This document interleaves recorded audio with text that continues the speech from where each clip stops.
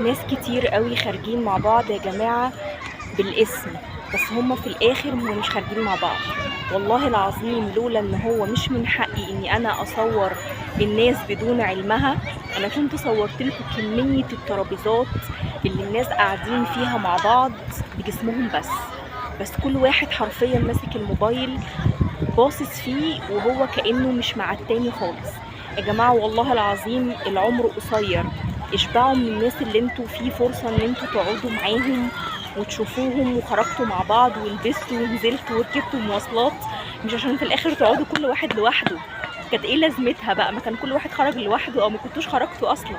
متعة الخروج يا جماعة ان انتوا تقعدوا تتكلموا، العبوا كوتشينة زي ما كنا بنعمل زمان، هاتوا كورة والعبوا بيها. فين الحاجة الحلوة اللي احنا كنا بنعيشها زمان لما بنخرج مع بعض دي؟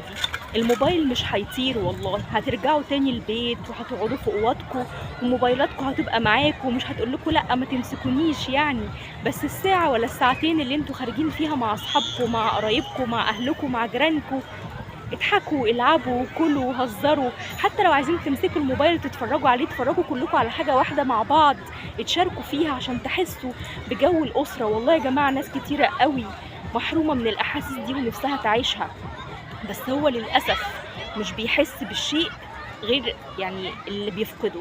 فما تستنوش لما تفقدوا أهاليكم وتفقدوا بعض عشان تتمنوا إن هم يرجعوا وتعيشوا مع بعض اللحظات دي. فرجاء لما نخرج نسيب موبايلاتنا جوه الشنطة ونقعد كده نبص في وشوش بعض ونضحك ونهزر وناكل ونشرب ونلعب ألعاب تجمعنا كلنا مع بعض زي خروجات زمان. والله يا جماعة كل زمان كان أحلى من دلوقتي، وزمان ده هو وقت بس احنا اللي مخليين زمان بقى أحلى. لكن لو احنا رجعنا الحاجة اللي كانت بتحصل زمان دلوقتي برضه هيبقى جميل. تحياتي للجميع، مروة مغرب.